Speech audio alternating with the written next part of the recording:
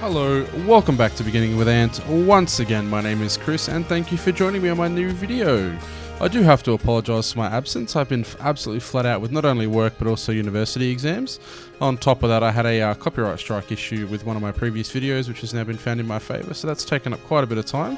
And it's just drained that creative passion that you have to create videos.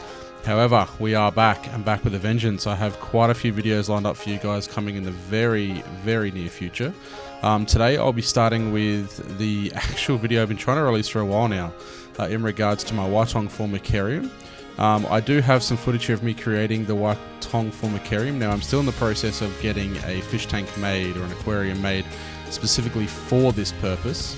It will be custom measurements, which is currently being made as we speak by a local tank builder, so that's fantastic. So let's go ahead, get on with the video and see how we go. Okay, so there are many different ways to create a Ytong Formicarium or a Ytong nest. For me, it was quite simple. I used a few very standard tools. To me, the first tool, obviously you need to have some Ytong.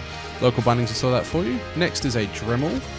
Mine's a Dremel 300. Ensure that you have safety provision, so safety glasses and ear protection in my case. And then I used a sander. Now, I used a powered sander, but you can also use a belt sander, sandpaper, anything that you like. So you can see here that I've drawn up my design that I want to use. I'm now going to use my Dremel, and it has I guess it's a depth gauge on the side, so you can set it, and that will determine how deep your drill bit goes. In my case, this was set only to about 5 mil, I believe at the time, maybe 6. I did go over and re-drill it down to 1 mil. I'm just going to speed it up here for the sake of the video. As you can see, it's not a lengthy process, but it's definitely I guess it is time consuming in a sense that you do need to have a steady hand. You need to be careful what you do. You don't need to go over it several times because it is just a drill bit in there. So just the standard drill bit that came with the Dremel kit works really well. I've since ordered, I think it was 100 drill bits off eBay for literally $3 or $4. It's not an expensive cost. And that'll just help. After I do one, I tend to throw it out because they do get a little bit blunt and makes it harder and harder to use. But with the design I came up with here, this will be eventually for my Camponotus colony. Which will get larger and larger as it goes, and we need more and more room.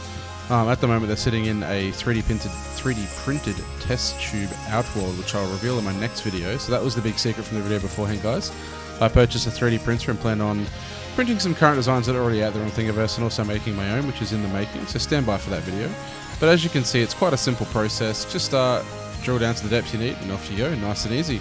When you're finished, make sure that you clean it up nice and well. You blow it off, there'll be dust everywhere. Do this outside, do not upset your parents, or do not. Make sure you don't do it in your own home because dust just goes everywhere. Then I use a sander here. Now, as I said, I have a powered sander. My dad's a painter, so it makes it easy to get a hold of tools that he has. Nice and simple, just to make it nice and flat and even, so when it goes hard up against the glass, it'll stick well. Now, there's no little nodules that stick out. How you want to do it is entirely up to you, but here is the finished product. Nice and easy, easily done.